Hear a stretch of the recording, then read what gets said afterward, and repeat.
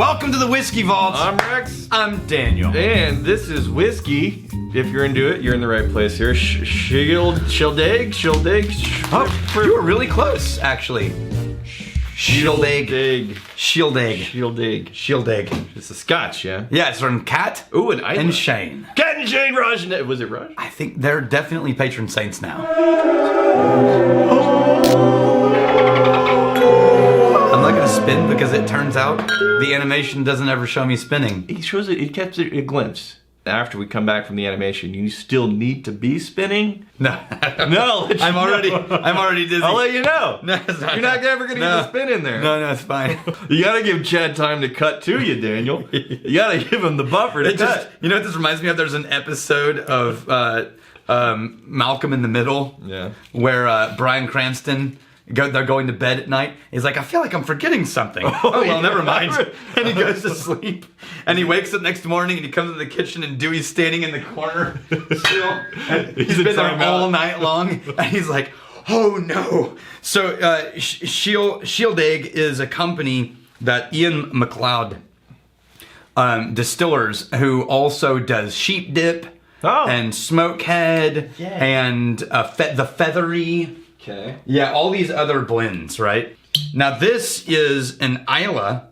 You know what? It's so hard to nose out of a bottle.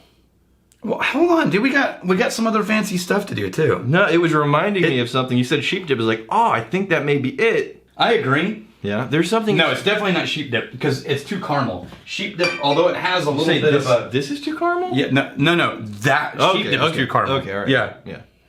But it is reminding me of a blend that has a little bit of a peat accent to it. But at the same time, it could be black bottle.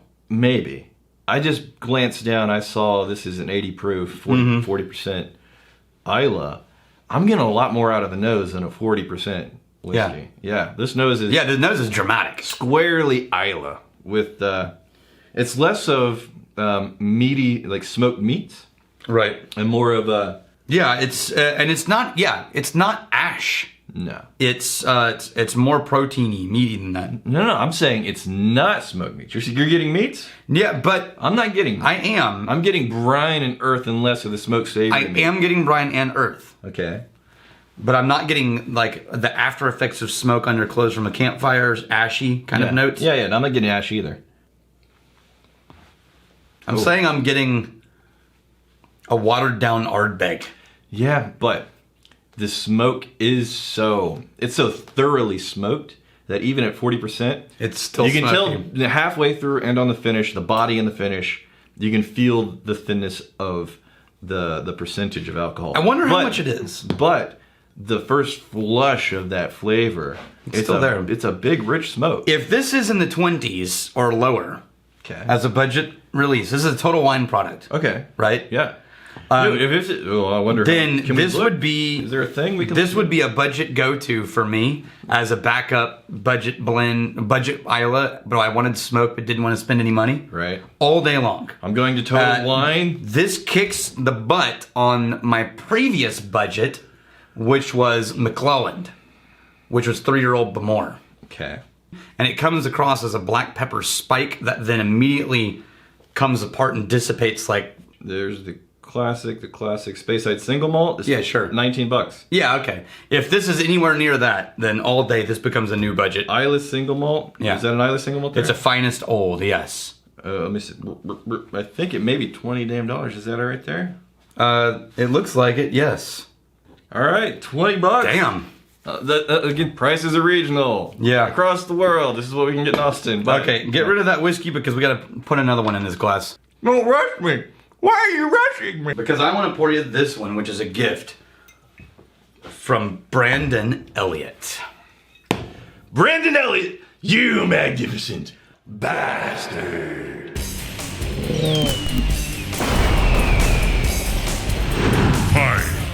This is a company that no longer exists. Oh.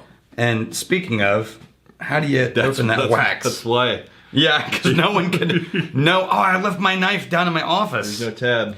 Don't cut your thumb. It's my raw power. Well, and it's also your willpower. Thank you. Yes. So this is a company called the Creative Whiskey Company that was an independent bottling company that sold all their stocks and closed down. Okay. But while they were open, they did this one, which is exclusively sherry cask whiskey I wish we hadn't done Islay right before this. and 20 years old. At least 20 years old. Okay. I can't believe that Brandon sent us this bottle. Yes, thank you, Brandon. I mean, this is a big deal. Every few seconds I come back to it, it's more and more interesting. Yes, this is all of those fig, plum, and sort of walnutty Walnutty. notes, Okay. Walnutty, definitely. which makes me think Oloroso, maybe a little Pedro Jimenez. As far as the notes that I'm picking up, who knows what they actually aged these in. But I'm not getting anything except for sherry cask. There's a little malty, musty note in the back of it. I'm trying to decide whether or not it's more malty, musty, or earthy. The nose on this is magnificent. Oh, the beautiful, fruity, floral perfumey on the taste. Son of a... This is Glendronach Well, the level dark fruits. dark sherry. Yeah. As a single malt, that's the closest I've ever gotten. And then you finish with this tub thumping dark fruit, man. It's just whoa, whoa, whoa, whoa, whoa. Oh, it's so good. That is exceptional. That is it's dessert, but it's not overly sweet. Right. It feels like less sugary sweetness and more natural sweetness. Yes, you know how a lot of fruit, so people think of fruit, they think the fake fruit sugar. But when you have real fruit, it's actually kind of sour simultaneously. And it's like when you get a strawberry and the fruit is subtle, right? Right. This is fruit, like real fruit, where it's sweet, but it's also like an actual plant, like real subtle things going on. You all right there? So floral. And allergic reaction to the pollen. Yeah, I think Glendronach is the closest I've ever had to this level of a sherry blend. I would, if you told me this was a single malt from Glendronach, I would buy it. Beautifully rich. Or maybe Abelor. Dark fruit, almost a dark fruit jam, right? That doesn't go overboard with the sugar and the jam. Oh, it's so good. Keeps it really natural. I wonder why they went out of business. Flavoring. I don't know. I think it was the expense of this really cool label. It's like a metal thing. That was the thing that put them over the top. Right? Yeah. It's like, well, here, see. You can see it's actually like a foil deal. It is. It's real. Yeah. It's just like a... Matt Lovelace. My bartender just told me that they have Ardbeg at my local bar. Huh. I'm not familiar with Ardbeg. Is it similar to Ardbeg? Totally different. Totally different. Somebody in the comments explain to us where Ardbeg is from. It's from Pittsburgh. Yeah, come up with a story that explains where Ardbeg is from. You can get it on aisle 8 of the Target. Yeah, Target. The Walmart. It's Target. Target. Ferdy Mattias. Glenmorangie. Took me way too long to pronounce this correctly. Glenmorangie. Because if you listen to us, we're going to say Glenmorangie. Glenmorangie. Half the time. Because it's Texas. Y'all. Glenmorangie. Took me way too long to pronounce this correctly. Have you ever wanted to order whiskey, but you had to point to the menu because you didn't want to sound like an idiot? Yes. Hold on, though. I have. Hold on, though. Yes. You just gotta wrap your arms and embrace this. The noob. This realization of, even if you know what you're talking about and you're pronouncing it correctly, 50-50 odds at best that the waiter knows what you're talking about. So even if you're pronouncing it correctly, they may be pronouncing it incorrectly, and they're still gonna think you're an idiot. So just dive in, man. They're getting a tip. They're gonna not invest your balls too much. Yeah. I just discovered last night's cigar remains. Yeah. This was last night's cigar remains.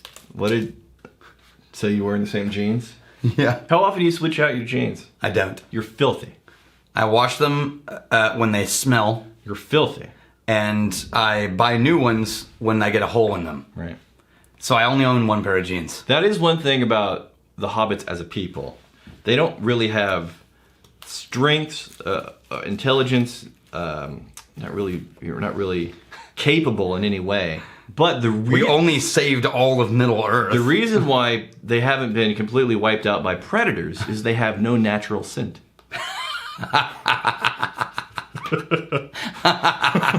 So you can wear your jeans indefinitely. Yeah. And it's fine. It's like, I'm fine. Yeah. The last time I washed these was 2018. Okay. I go a week without washing the jeans, and I need to wash the jeans. Here's to fighting, stealing, and drinking. If you fight, may you fight for a friend. If you steal, may you steal a lover's heart. And if you drink, may you drink with us. Hey, thanks for hanging out with us in the Whiskey Vault. Don't forget to throw in a like, hit that subscribe button on the bottom right, and drop a question or comment down below.